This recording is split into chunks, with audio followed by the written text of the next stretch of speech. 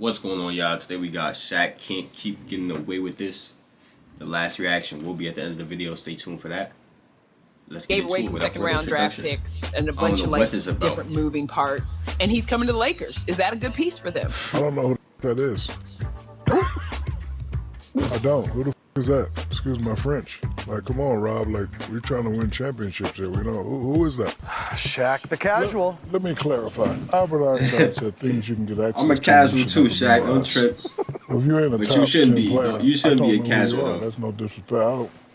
How am I supposed to know who the kid was? I don't know, man. Maybe because it's like your job or something. Just a hunch. Recently, Shaquille O'Neal made some comments about Rui Hachimura and the trade that the Los Angeles Lakers made, basically insulting the move simply because he didn't know who Rui was. Now, even though on paper this trade was definitely pretty obviously a good one because they gave up virtually nothing to make it happen, this very, very casual take comes out of the mouth of someone who is frankly one of the biggest figureheads talking about basketball today. And while a lot of people like to dismiss this as not that big of a deal, I strongly disagree. And in this video, I'm gonna tell you why.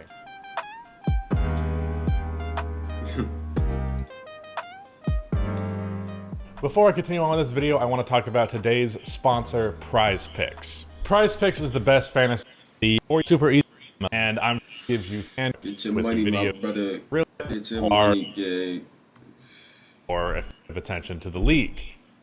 I would consider casual NBA fiction that Shaquille O'Neal. He is someone who I have 100 to play with. So click the link in the description and use code RUSTY to get an instant deposit match up to $100. Thank you to Prize Picks for sponsoring this video. So what exactly is my big gripe with Shaquille O'Neal? He is someone who I have talked about on this channel before. I actually made a video specifically on him where I focused on the more casual takes that he tends to put out there, as well as his weird vendetta against players like Dwight Howard, or just really the way that he chooses to weirdly be a hater all the time. But what I want to focus on today is the responsibility of the position that he holds. Now, I think a majority of you, at least a large percentage of you here, are definitely not what you would consider casual NBA fans. There are definitely those among you.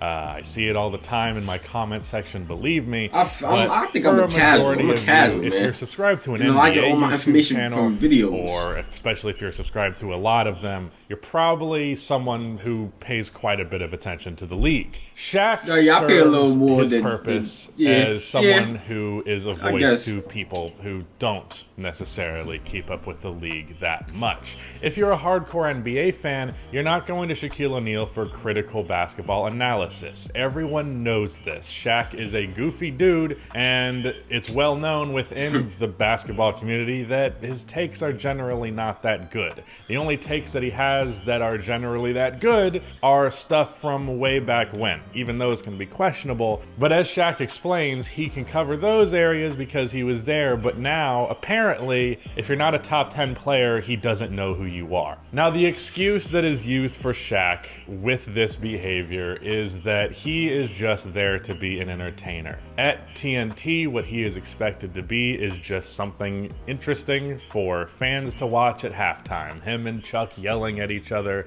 you know, the same dynamic that's exists for the last, 12 years. It's incredibly fun, It's never repetitive and the same thing all the time. But I would agree with that argument if Shaq did not constantly, routinely give his opinion in a way that is presented as though it should be taken super seriously. Because if Shaq just simply viewed it as I'm here to be funny and I'm not putting that much critical analysis out there, then I would not have much issue. The problem is he likes to talk about a lot of these things, and he does so through a very, very misinformed lens. There is a responsibility that comes with being a figurehead to talk about this sport in front of casual NBA fans. Because if you are putting out misinformed and often just blatantly wrong takes out there for that subsection of fans, a lot of them are going to take those types of arguments at face value.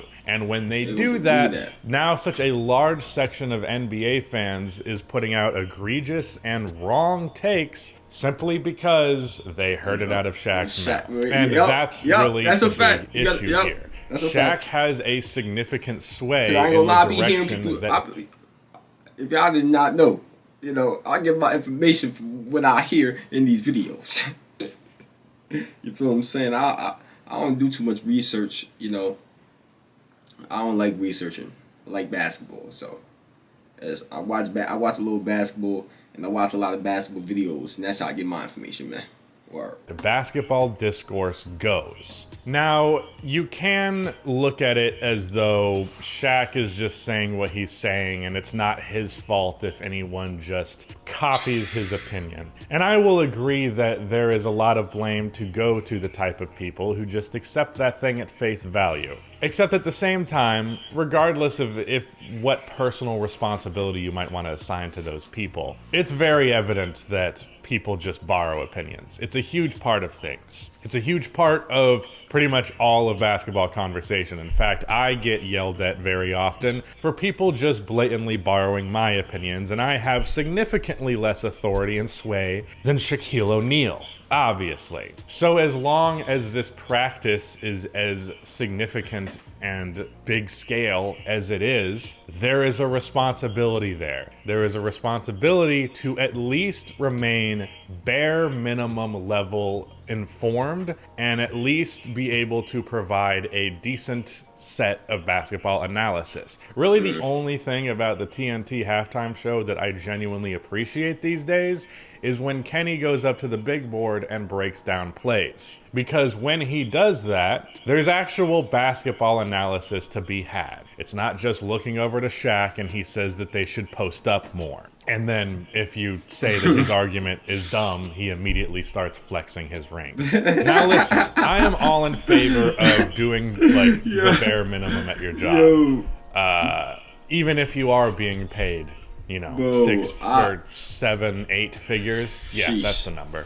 Even if you're being paid tens of millions of dollars, I'm okay with doing the bare minimum at your work. I really don't care. I'm not. Me personally, I'm not. Because I'm not. Whatever, man. You gotta do a little more than that. It is. Some jobs you can't do that. And in this instance, I do think Shaq just gets flagrant with it. But I kind of understand that position, that point of view. Lord knows that when I worked a grocery job, which was only for a couple of weeks, it's not that big of a deal. But when I worked that job, I did the bare minimum. And frankly, they were also paying me $7.25. So, Shaquille O'Neal. But at the bare minimum, well, all I ask is that you can at least lie to me about it. You can at least pretend to be informed. Because if you give this to Shaq, he's not one to like always go out there and immediately yell his opinion. Oftentimes they inquire about it and all that. But if you're going to put people in front of a casual fan base, a fan base that's going to take their opinions at face value,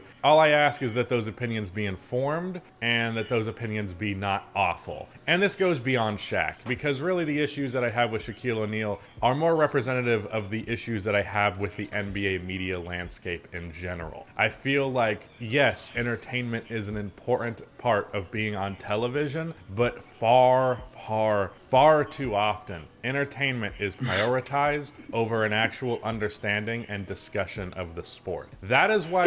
Nah, it's because, entertainment rules right now, man.